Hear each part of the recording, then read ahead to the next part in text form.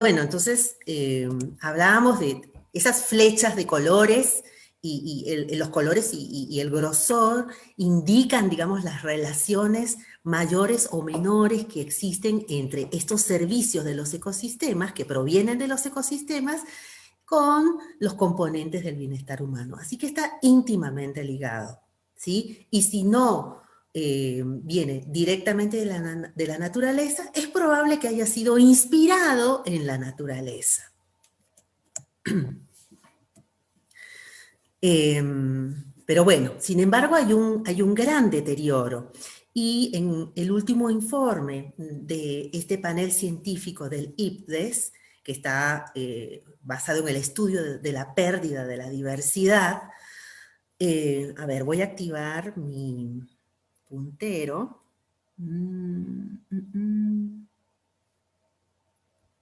Ahí.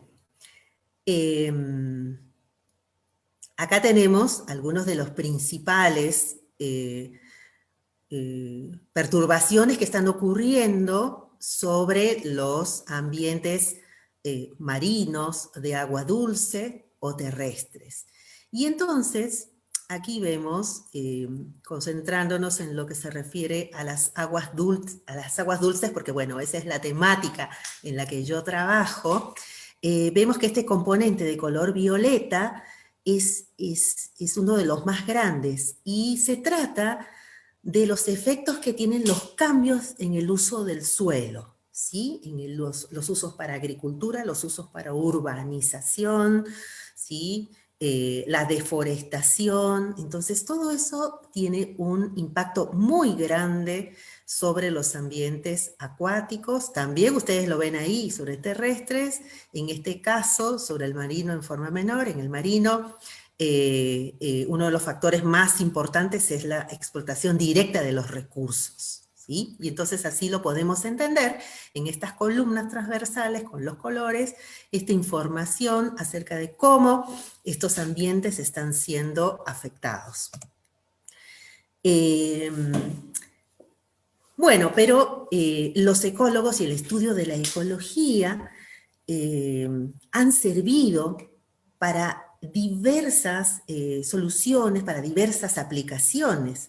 Y esto lo podemos ver a través de décadas pasadas, ¿no? Entonces, por ejemplo, tenemos aquí, he seleccionado también algunos que están en relación a los ambientes acuáticos.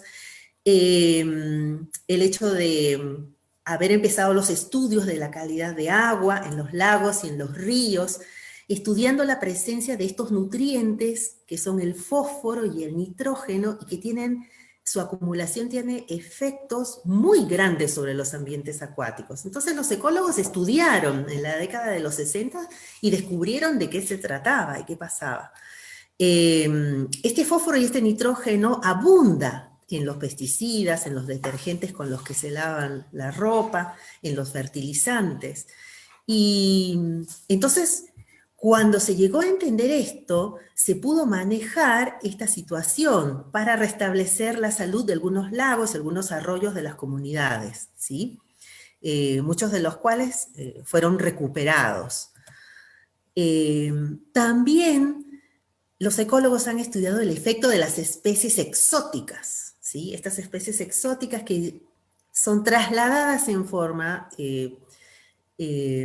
accidental o otras exprofeso, digamos, a propósito, ¿no? Y que al llegar a un lugar donde no tiene los competidores naturales, entonces estas poblaciones crecen. Y hay muchos ejemplos con peces, con plantas, ¿sí? Nosotros tenemos algunos ejemplos aquí en los bosques con algunas enredaderas. Y es más, también en un último estudio que pudimos hacer con los estudiantes en el primer cuatrimestre, con los estudiantes de ecología, hicimos un relevamiento para ver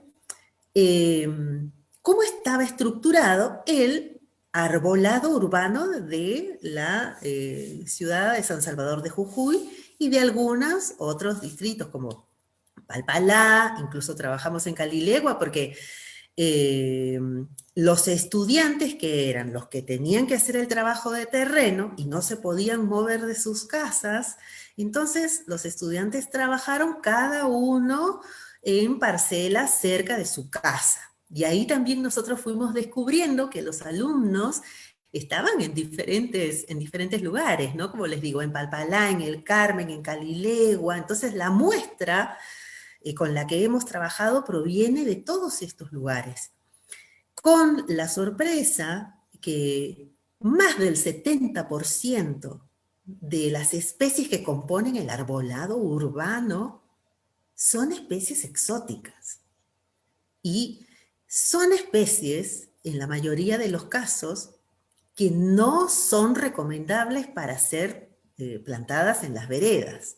Bueno, eso, ahí tenemos para hablar muchísimo. Nosotros tomamos contacto con la directora de la MUNI de Arbolado y bueno, me parece que por ahí va a salir algún trabajo interesante, pero...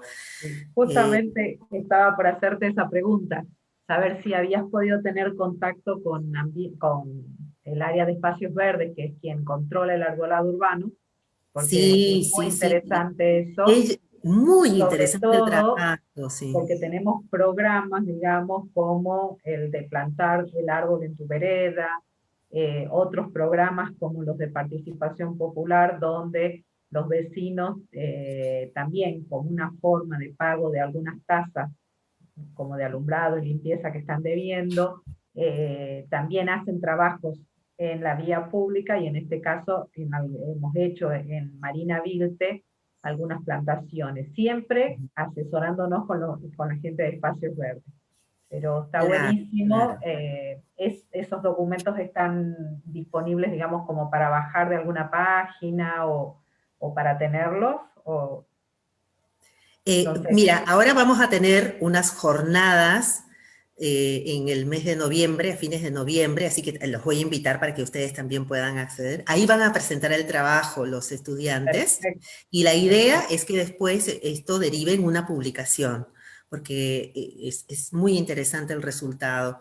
Y además la interacción que ha habido con la municipalidad, porque si bien es cierto, nos comentaba la directora, hay listados de especies, hay, Y digamos, un cuáles ordenado. son las apropiadas, las adecuadas, pero bueno, ahí también hay que actualizar un poco, ¿no?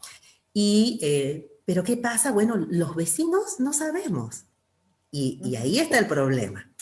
ujú. Entonces, ¿quiénes son los que siembran frente a su casa? Son los vecinos. Entonces, los ciudadanos somos los que tenemos que saber.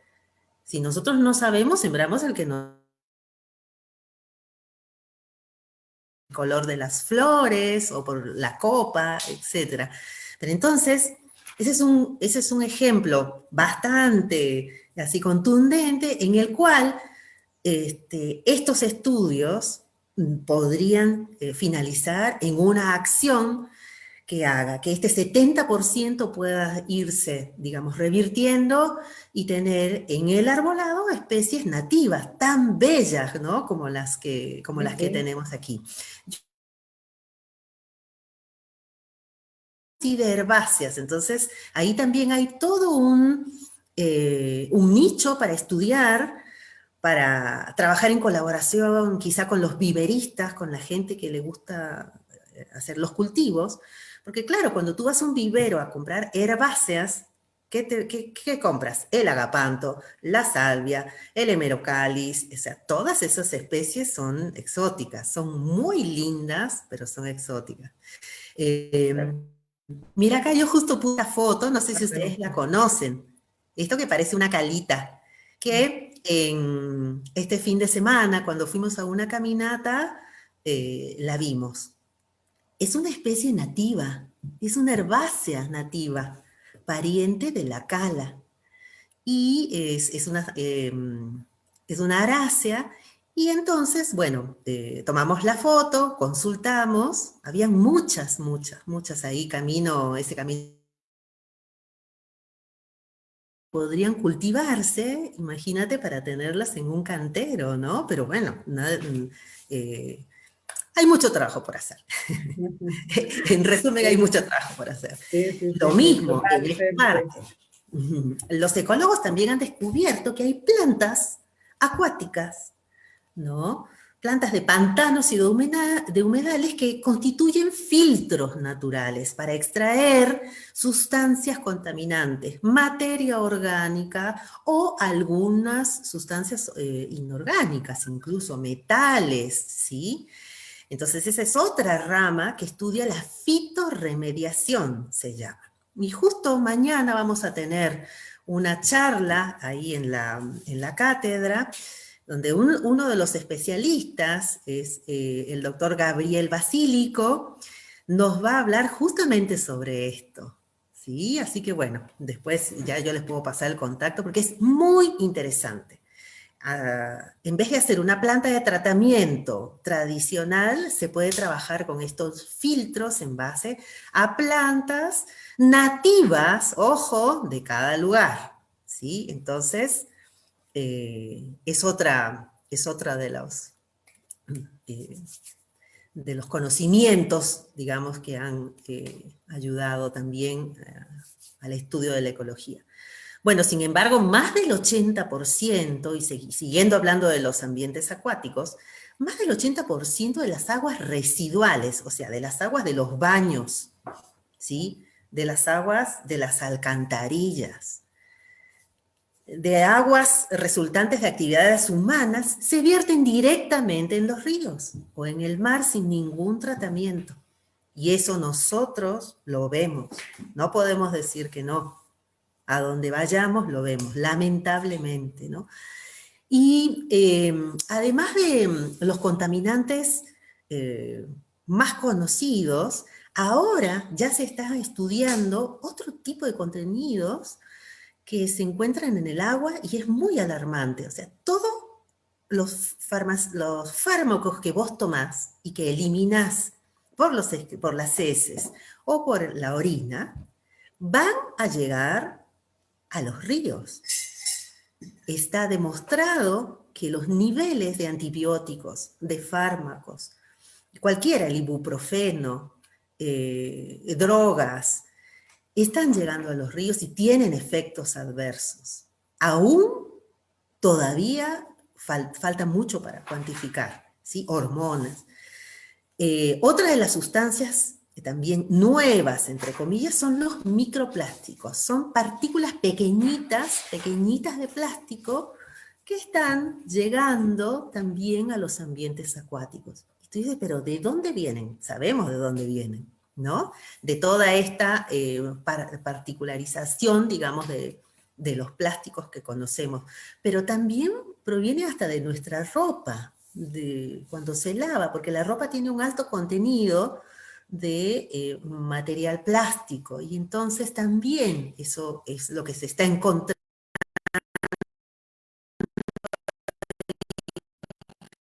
Y otras de las sustancias que también se están conformando en un problema son las sales.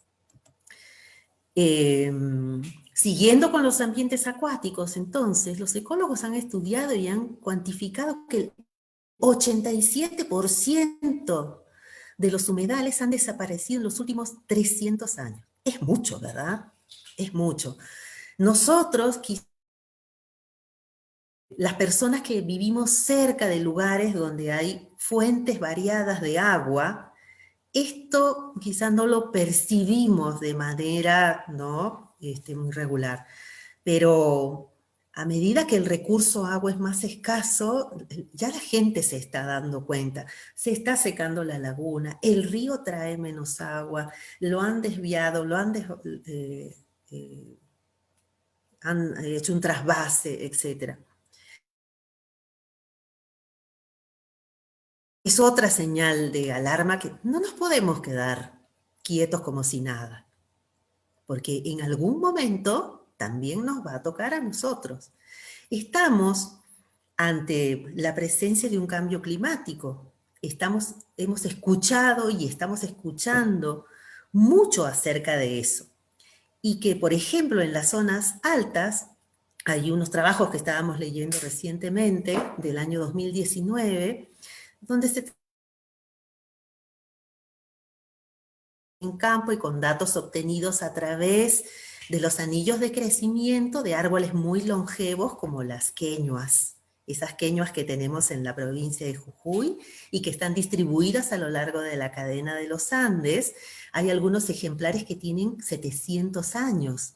Entonces, se hace un estudio de sus anillos sin dañar, digamos, al árbol, con una técnica especial, y se puede ver en sus anillos de crecimiento de temperatura y la humedad. Y entonces, con esos datos, con los datos de las estaciones meteorológicas y con un poco de matemática, se hacen unos modelos que predicen que la cantidad de las precipitaciones va a disminuir grandemente, sobre todo en las zonas de altura. Y entonces, ¿nos vamos a quedar de brazos cruzados? Esa es la pregunta. Tenemos que saber que eso es para tomar alguna previsión, para exigir a quien corresponda. Pero primero nosotros lo tenemos que saber y entonces por eso es importante que los resultados de estos estudios se expliquen y que se hagan las bajadas correspondientes a los ciudadanos en general. Si somos millones de personas, podemos hacer algo, ¿verdad? Bueno, entonces,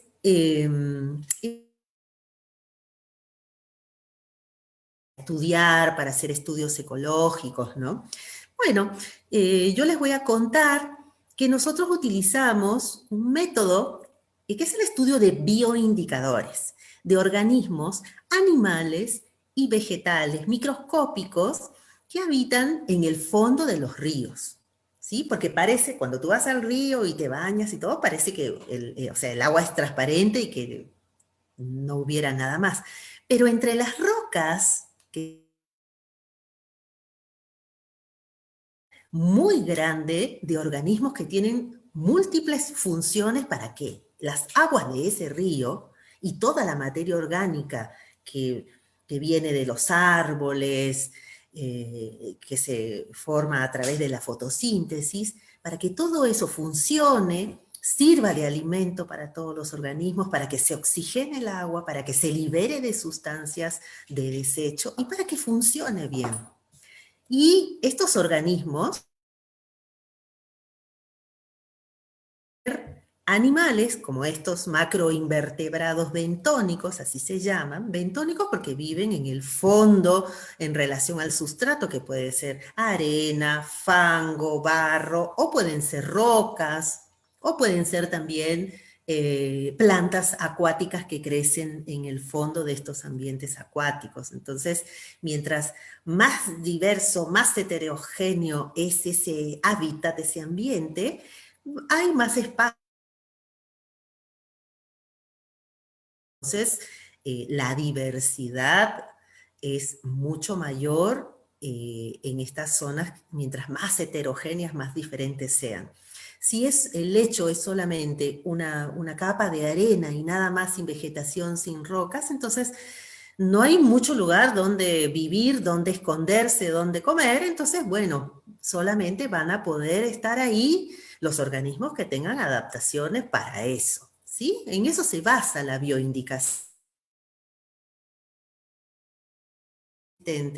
Y hay otras que son bastante exigentes, y si no está el hábitat, el ambiente que necesita, se va para otro lado, no está en ese momento. Entonces, por eso, con el análisis de quién está y quién no está, nosotros podemos hacer los estudios de calidad de agua, podemos hacer los estudios de calidad ambiental de esas zonas de los ríos, ¿sí? Son formas juveniles o larvas de insectos, ¿sí? Los insectos que vuelan y que están, digamos, forman parte de la fauna terrestre, pero parte de su vida, la vida juvenil, los huevos, están en relación con el agua. Y como ocurre con la mariposa, que ustedes han visto, que primero forma una oruga, como un gusanito que se alimenta de hojas, pero se transforma y ya no sale un gusano, sino ¿qué cosa sale? Sale un insecto que vuela y que tiene otro hábitat y otra forma de vida. Lo mismo pasa con estos organismos acuáticos, ¿sí? Así que la mayoría son formas juveniles o larvas de insectos. Más o menos un 70, un 80% pertenecen a este grupo. Y después también podemos encontrar algunos pequeños cangrejitos, camarones, crustáceos, pertenecen a otros grupos zoológicos que son distintos de los insectos, y también algunos caracoles. Entonces, todo eso va incrementando la diversidad de estos lugares. Ahí en esa foto ustedes están viendo eh, lo que se denomina hojarasca, ¿no? Son paquetes de hojas que ¿de dónde han venido? Este es un río, este es el río Yala. Y bueno, vienen del bosque que está a los alrededores, ¿sí? Y esas hojas van a formar parte muy importante del alimento que van a necesitar todos estos organismos que viven en el agua. Y estos organismos van a hacer que esa hoja se vaya degradando y se vaya haciendo cada vez más chiquitita, más pequeñita, porque estos organismos, algunos tienen mandíbulas que mastican, otros son depredadores. Entonces esa materia orgánica va a estar disponible a medida que se va degradando a lo largo de todo el río. Entonces estos invertebrados acuáticos son muy importantes porque aceleran esa descomposición de la materia orgánica, ¿sí? Otra de las funciones que tienen es que, bueno, estos nutrientes que ellos toman de esa materia orgánica son a la vez así el metabolismo, y de esta manera también entran estas sustancias degradadas al medio, ¿no? Acá estamos viendo cómo vienen estas hojas desde los bosques, de los lugares boscosos de las nacientes, eso por un lado. Y también por otro lado, gracias a la energía del sol, se producen algas sobre las rocas, sobre los troncos, estos invertebrados, ¿sí? Todo funcionando en una cadena trófica donde cada uno tiene su función. Entonces, creo que eso nos falta, ¿no? Saber, conocer quiénes son estos actores, porque son como actores dentro de una gran red, pero donde cada uno tiene un rol, y entonces cada uno es importante para tener alguna función. Este es un esquema de un trabajo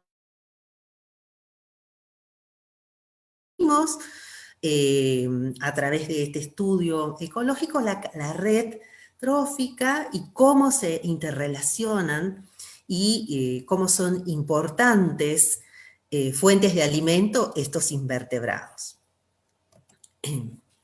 Y bueno, finalmente también son importantes porque se utilizan, como les dije hace un momento, como indicadores de la salud de los ríos. ¿Cómo? A través del análisis, y según lo que encontramos, quién está y cuánto hay de cada uno, podemos hacer inferencias, podemos ver las diferencias que hay, cómo responden a las perturbaciones ambientales, cómo responden ante una contaminación o ante una pérdida de hábitat, por ejemplo, ¿sí? Entonces, estos bioindicadores se utilizan para realizar los monitoreos ambientales. ¿Qué son estudios que realizamos para poder ver cómo va evolucionando esa comunidad? Si nosotros detectamos que esta comunidad ha sido afectada, alterada por el ingreso de alguna sustancia contaminante, lo ideal entonces es que ese ingreso cese y que veamos si realmente vemos que se va recuperando la comunidad de bioindicadores.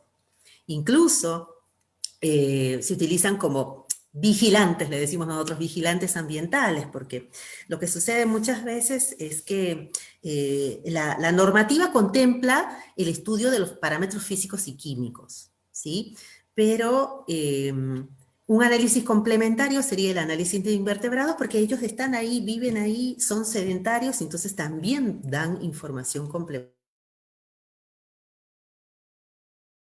En la provincia de Jujuy tenemos una gran diversidad de arroyos, los de yungas, con estos bosques en las laderas y los pastizales de altura en las zonas más altas, o en las zonas altoandinas, donde ya no tenemos árboles, ya tenemos otra condición ambiental y entonces estos bioindicadores están adaptados a esa situación.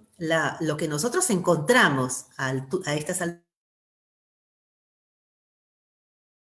alturas, lo que se llama un recambio de especies, ¿no? En este gradiente altitudinal va ocurriendo un recambio de especies debido a que cambian las condiciones físicas, de hábitat, de oxígeno, etc. Y bueno, como también les había dicho hace algún momento, las formas de alimentación de estos organismos son diferentes. Algunos son predadores, entonces esos tienen desarrolladas los órganos bucales, las mandíbulas,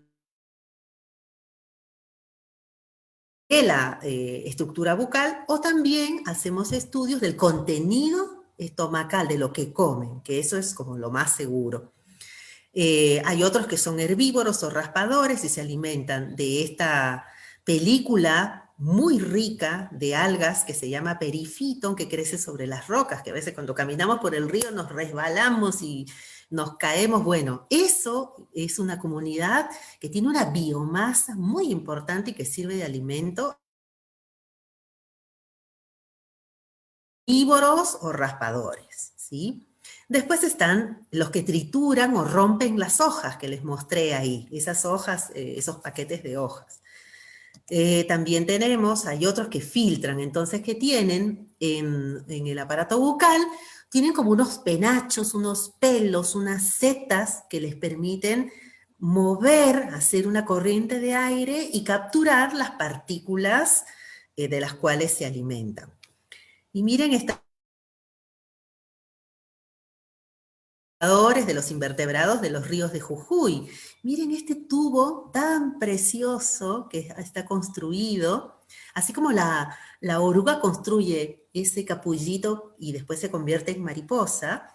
Bueno, estos organismos acuáticos construyen esta casita, este tubo, con los granitos de arena que están en el fondo del arroyo. Segregan una seda muy delicada, usan hojas, otros rocas más grandes, eso depende de la especie, ¿no? Y después usan este estuche cuando se transforman, cuando se convierten en pupas, porque después de ahí va a salir un insecto alado. No nos olvidemos de eso, ¿no? Es muy interesante. Y bueno, ¿y cómo estudiamos nosotros eso? ¿Qué es lo que hacen los ecólogos que trabajan en ambientes acuáticos? Bueno, tenemos que ir al río, que es la parte más linda también. Una abertura, un tamaño de poro particular, que son 250 micras, que eso es la cuarta parte de 1 milímetro, que sirve para poder atrapar a estos organismos. Y bueno, usamos estas redes, se etiquetan las muestras y se trasladan en frascos al laboratorio. Una vez en el laboratorio, ya trabajamos con las claves, con los libros que nos permiten identificar, ¿sí? Y utilizar los microscopios. Y bueno, ahí se identifica cómo se llama, qué especie es, a qué qué grupo pertenece, se hace lo que se llama la determinación taxonómica, y después de eso también se hace un conteo, porque es importante no solamente saber qué hay, sino cuánto hay de eso, porque esa es la información que después vamos a utilizar para sacar nuestras conclusiones. Y bueno, ahora en realidad, los ciudadanos hemos estado alejados de los ríos urbanos. ¿Por qué? Porque huelen mal, porque eh, hay mucha basura o residuos. ¿Se acuerdan ustedes lo que era el río Sibisibi? Nosotros hemos trabajado ahí desde el año 2009, cuando, o sea, nadie transitaba por su canal, porque era peligroso, porque estaba sucio, porque los yuyos estaban altos, y bueno, la gente pasaba y pero son, sin embargo, son espacios muy valiosos porque están dentro de la zona urbana y son espacios muy valiosos para recuperar como zona de esparcimiento, como zona de interacción con la naturaleza. ¿Cuánto valoramos ahora que estamos encerrados que pudiéramos tener un parque o una zona de esparcimiento cercana a nuestra casa para poder salir un rato, ¿verdad? Entonces, son muy importantes estas zonas, porque la salud, como estoy citando ahí a la Organización Mundial de la salud no solamente es no estar enfermo, sino estar bien también mentalmente, socialmente, ir a encontrarnos con nuestros vecinos, interactuar con nuestros animales, respirar aire puro. De eso se trata el bienestar. Entonces, por eso es importante, por eso son importantes estas zonas. Y bueno, ¿qué pasó? Que como les digo, desde el año 2009 trabajábamos ahí, pensando que en algún momento podría ser importante y valiosa la información que estábamos recabando acerca de su estado en esos años, ¿no? Y bueno, en el año 2015 llegó el momento cuando hicimos, bueno, el diagnóstico de situación de la calidad de agua del río. Y bueno, este documento fue, junto con que finalmente fue aprobado y financiado y que dio origen a ese cambio que tenemos ahora con nuestro río, que nada que ver con lo que era. Y un domingo, me acuerdo, cuando recién habían abierto el parque y ya la gente estaba yendo, digo, a ver, hicimos un trabajo con los chicos de la universidad y hicimos un relevamiento acerca del uso. Decíamos, a ver, ¿cuánta gente está yendo? Así que bueno, durante 2 semanas, en diferentes horarios, estuvimos ahí y sí, había muchísima gente y en los domingos el promedio era 1.800 personas. Entonces decías, ¿dónde estaban esas 1.800 personas antes? ¿Dónde? Así que es un lugar que se ha recuperado y en el que seguimos trabajando, porque ahora hecho esta recuperación, nosotros esperaríamos obtener una recuperación también en base a los bioindicadores que nos vaya diciendo de que el sitio está mejorando su calidad de agua, ¿verdad? Y entonces, bueno, el año pasado empezamos un trabajo con los chicos de la Cátedra de Limnología Aplicada y estuvimos trabajando tanto en la zona urbana que también el río no es solo el tramo que vemos, el río es toda la cuenca, todos sus afluentes y todos los usos que se le da a la tierra, porque cuando llueve, la precipitación lava todo ese suelo y las partículas de lo que haya sobre el suelo van a ir indefectiblemente al río y van a quedarse ahí y van a queríamos saber entonces cuáles eran los invertebrados, cuáles eran los indicadores, y podíamos detectar alguna variación de estos indicadores según las perturbaciones ambientales, según la contaminación. Así que nos pusimos a trabajar desde la entrada de...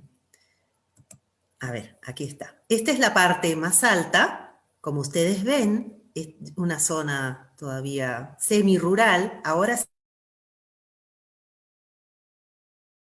entonces está un sitio que es la entrada de Juan Galán, donde hay un badén, donde el Sibisibi se llama así a partir de esa confluencia de los tres arroyos que están ahí, ¿no? Los Nogales, Chuquina y el otro arroyo que viene desde la Almona.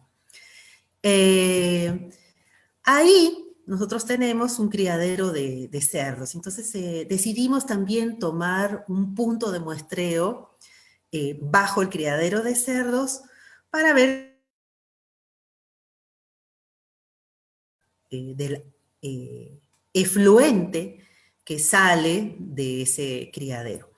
Después tenemos otro sitio a la altura del el centro deportivo del Colegio El Salvador, donde todavía tenemos bastante vegetación en la orilla, en el margen derecho, y los otros tres sitios ya están dentro de la zona urbana propiamente dicha, ¿no?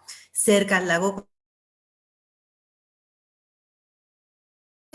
y cercano a la Hormigonera.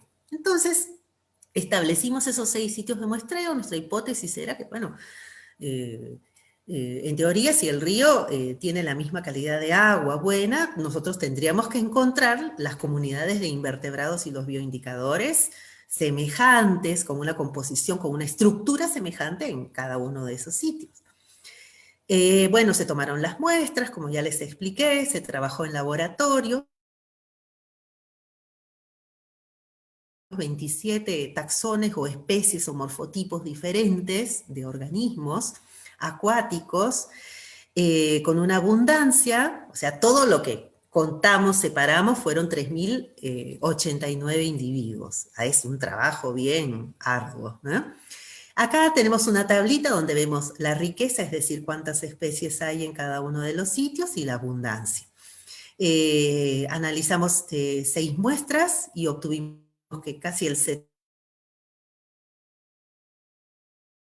condice con lo que la literatura dice que nosotros podemos encontrar, y no insectos el porcentaje restante.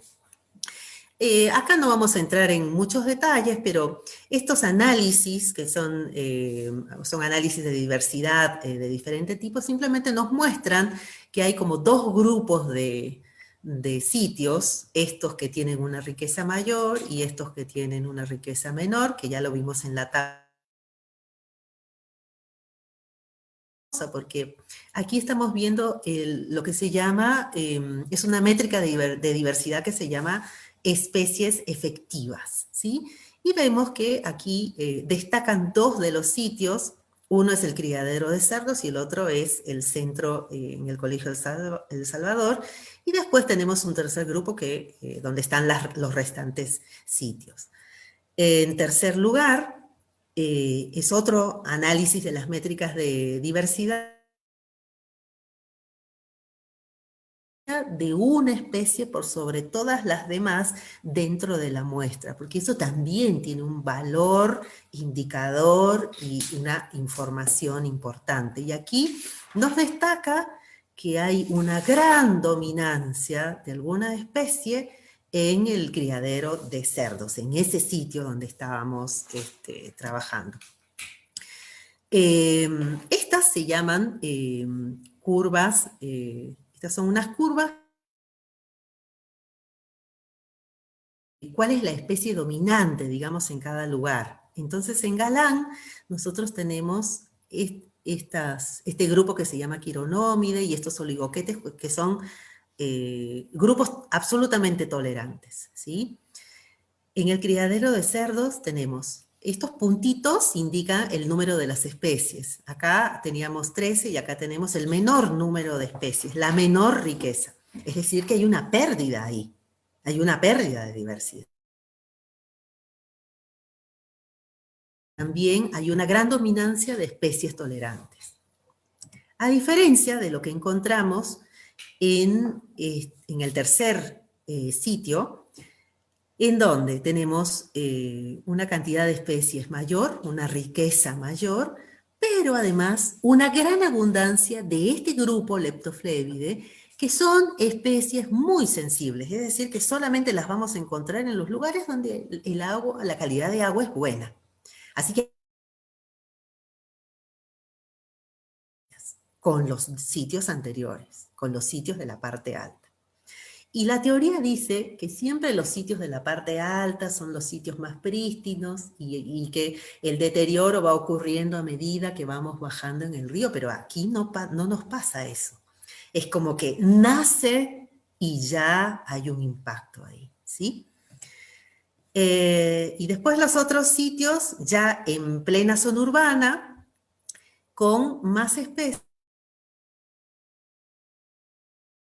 Las especies tolerantes ya no aparecen, esos otros Leptoflébide que eran sensibles ya no están, y al lado de la hormigonera tampoco, ¿sí? También tenemos especies tolerantes. Entonces, es como que tenemos perturbación, hay una recuperación, pero después otra vez se vuelve a deteriorar. Sin embargo, esta última curva de la hormigonera está mucho mejor que la que obtuvimos en los años 2009. Obteníamos 5 especies. Ahora por lo menos tenemos unas 6 más. Así que podría ser que eso esté indicando alguna recuperación, por lo menos en ese tramo, lo cual también es muy importante y hay que seguir haciendo los estudios. No nos sirve tener un solo muestreo en el año, nos sirve tener un seguimiento, por lo cual estamos en conversaciones siempre con la municipalidad a lo largo del río durante algunas temporadas en el año. Nosotros ya sabemos que tampoco necesitamos medir mes a mes, ¿no? Sabemos cuáles son las épocas en las que se puede muestrear. Disculpa, Nelly, ¿con quién estás haciendo, digamos, con quién estarías charlando? Sí, eso lo hablamos con Marcos Santos, eso lo vimos con el intendente que estuvo incluso en la universidad. Ambiental. Claro, También claro. hemos hecho tomas de muestras y justamente hemos hecho tomas de muestras en esos sectores que estás indicando, Sí. para verificar también la cantidad de hidrocarburos que por ahí puede haber, aceites y demás. Claro. Así que por ahí, digamos, son estudios distintos, pero que pueden complementarse y Sí, hacerlos sería con una perfecto. sola una sola muestra, digamos. Claro, lo ideal sería tomamos la muestra biológica, la físico-química, la de hidrocarburos, o lo que querramos, digamos, la de microorganismos, ¿no? De bacterias coliformes fecales, etcétera, que es lo que también normalmente se ve. Sí, Bajo la sospecha de que todavía hay, viste que nos explicaban, que todavía hay algunos efluentes clandestinos, si bien es cierto que se ha mejorado, que se han retirado mucho, y que bueno, está bueno eso monitorearlo y hacerle el seguimiento. Perfecto. No, Sí. estaría bueno coordinar, así que bueno. Bueno, después de esto nos ponemos a charlar. Sí. De eso se trata, ya te digo, ¿no? Es el trabajo interdisciplinario y el Estado y la universidad. Y la universidad, que a mí me parece importantísimo y que muchas veces no se da, que lo que realmente, digamos, se hace en la universidad, porque de nada sirve que hay muchos estudios muy buenos, pero que no tenemos conocimiento de esos estudios creo que son importantes en la medida que sirvan a la comunidad. Sí, totalmente de acuerdo, totalmente de acuerdo. Es un esfuerzo más, ¿no? Porque es esto que te digo, es igual cuando uno sale a divulgar y tú tienes que adaptar tu lenguaje de ciencia al lenguaje, ¿no? pero unirse y hay que hablar y hay que convencer, mostrar cuáles son las bondades de aplicar determinada metodología, pero bueno, hay que hacerlo, o sea, no queda otra porque ya sabemos lo que está pasando y entonces no nos podemos quedar de brazos cruzados, ¿no? Bueno, y finalmente con este otro tipo de análisis también nos muestra separada esa y la zona del criadero de cerdos, ¿no? Eh, Después utilizamos un índice de calidad de agua que se llama BMWP y en amarillo nos está marcando una zona muy contaminada que es el sitio que estaba bajo el efluente de los cerdos, otra zona contaminada en la hormigonera y otras zonas que están en mucho mejor estado, que son la parte alta en Galán y las zonas de...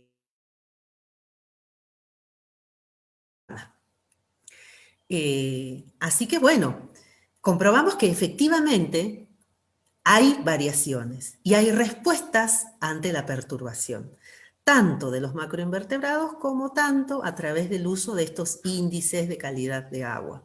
Por lo cual, y ya lo estamos hablando, se sugieren estas medidas de implementación como vigilancia ambiental, lo cual me parece que vamos a hablar después que terminemos esta charla. La pasada también llegó a mis manos justo un estudio, año 2020, donde hacen un estudio de qué es lo que pasa con los ríos urbanos en Latinoamérica. Así que lo traje porque me parece que viene al pelo. Eh, eh, También lo traje porque el año pasado vino a visitarnos desde la Universidad de Tucumán un limnólogo que también es muy prestigioso y muy al Parque Lineal, y entonces él decía, no puedo creer lo que han hecho, esta inversión, cómo se ha trabajado, sigan trabajando, logren integrarse, por eso te digo que hablamos con el intendente en aquella vez, como algo, digamos, simbólico, pero siempre la municipalidad ha estado, digamos, dispuesta a... a estas charlas, a estas conversaciones y a la implementación de estas medidas. Limitaciones para la conservación de estos ríos urbanos es la falta de conocimiento ecológico. Entonces, ¿qué tenemos que hacer? Tenemos que salir, tenemos que conversar y tenemos que hacer la bajada. No queda otra, ¿sí? Como estamos haciendo ahora y como vamos a hacer con ustedes. Después, también tenemos que aceptar, hay cierto desinterés de los ciudadanos. Pero ¿por qué ocurre eso? Y es todo un círculo nuevamente. ¿Por qué? Porque no lo conocen, porque no saben. Entonces, y finalmente también ocurre que hay falta de voluntad política. Entonces, pero esa voluntad política también tenemos que entrar, explicar, proponer proyectos, porque nadie te va a venir a tocar la puerta a la universidad para que hagamos cosas, ¿verdad? Entonces, está todo relacionado y lo entiendo así. Y bueno, en este trabajo proponen 3 áreas o enfoques particulares como para mejorar la comprensión y gestión de los desde la visión de Cuenca. O sea, de nada nos sirve si nosotros quisiéramos trabajar solamente en el parque lineal. Por ejemplo, ¿no? Por poner un ejemplo. Tenemos que empezar desde arriba y hacer un detalle de todo lo que ocurre. También es necesario entonces la comprensión de función del ecosistema acuático y de los servicios ecosistémicos que brindan. ¿Tenemos un listado de los servicios ecosistémicos que nos brinda el CIBICIDI a los ciudadanos de San Salvador de Jujuy? No. También logremos mayor conciencia ciudadana y logremos ver dónde estamos flaqueando, ¿no? Es como hacer un diagnóstico y ver por dónde podemos empezar. Porque... Y tenemos, Nelly, como para complementar, digamos, desde el área de gestión, incluso las chicas, tanto Vero como Cristina, estuvieron haciendo mediciones respecto a lo que es el uso de, como espacio público, personas sentadas, cantidad de personas en movimiento. Como el que hicimos nosotros, bien. Es un, digamos, es un estudio en base a la metodología Gell, ¿sí? Sí, Tenemos varias planillas, se ha hecho en primavera, se ha hecho en verano, luego, claro, bueno, por el tema de la pandemia no se pudo seguir, pero la idea claro. es seguir haciéndolos en cada una de las estaciones para ver todas estas planillas.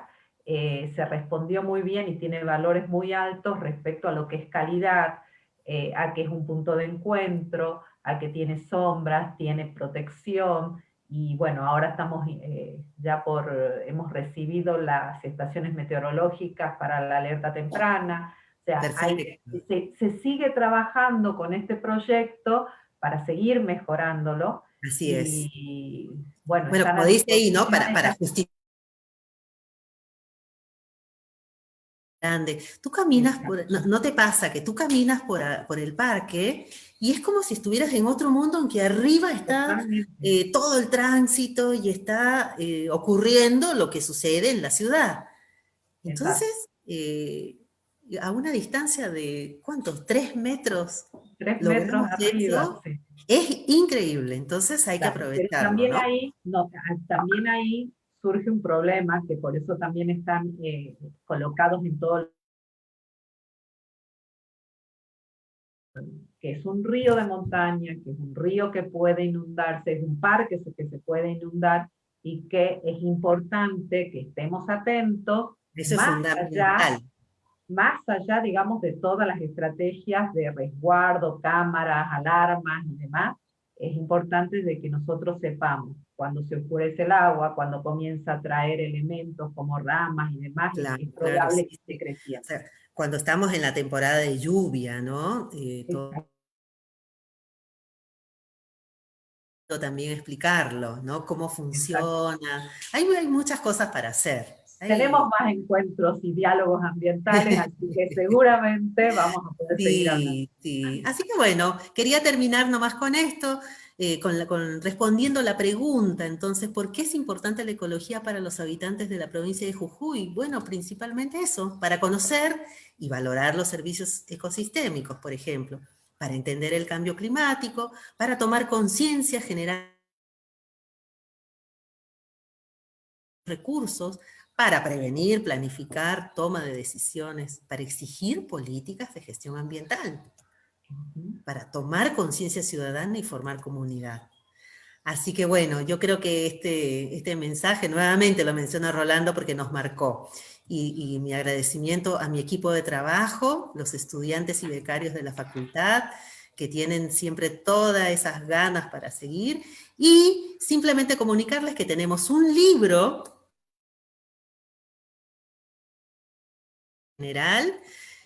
Todavía no lo estamos distribuyendo, pero que cuando lo tengamos listo se lo vamos a avisar.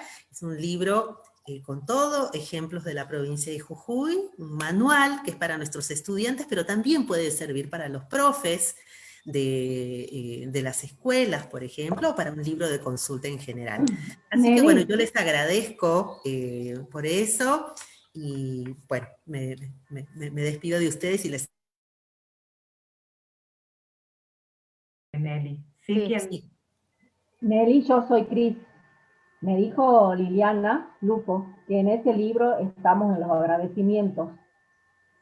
Sí, claro, ¿por qué? Porque el Parque Botánico Claro, ha prestado sus instalaciones para hacer unos trabajos prácticos acerca de censos de vegetación, porque el Parque Botánico es fabuloso, me encanta. Y para llevar a los estudiantes, para bueno, nosotros hemos pedido el permiso y ustedes, la verdad que en ese sentido siempre nos han acompañado y nos han ayudado para tener esta experiencia, este práctico al aire libre, así que por eso también les agradecemos mucho. Sí, ya lo van a ver, ahí está la mención. Bueno, Nelly, no sé si hay alguna otra pregunta, alguna consulta que quieran hacerle. Hay una consulta ahí en el chat, si a la gente del Parque Botánico, algún Sí, cómo no. mail, ¿sí? Sí, cómo no, Para el que, mail, Nelly, LLY, guión bajo, Vargas, sí, yahoo.com, nada más. Ahí pueden hacer perfecto. las consultas que ustedes requieran y les agradezco mucho por haber estado ahí, por su tiempo, y bueno, que esto tenga un efecto multiplicador, de eso se trata. Así es. Nelly, muchas gracias. Sí. De Y sobre diversidad todo, y bueno, de abundancia y de riqueza de especies a lo largo de todo el tramo del río, principalmente en la zona urbana, que es lo que, digamos, más nos compete a nosotros, aunque lo otro también está dentro del territorio. el Pero territorio bueno, municipal, Y todo el la sitio. cuenca es la unidad de estudio, es así. exactamente. Bueno, Así es. Bueno, muchas gracias, Nelly. Te gracias, agradezco. gracias a Muchísimas gracias. ustedes. Muchas gracias, la verdad, fue Muchas muy gracias. interesante y bueno, así que prepárate, Nelly, que te vamos a seguir invitando. ¿Mm? Sí, cómo no. Yo Bueno, gustosa. Bueno, Gracias. un placer, Nelly, Hasta muchísimas luego. gracias. Gracias, Vero. Gracias. Igualmente. Chao, Gerardo. Gracias. Chao. Hasta luego, muchas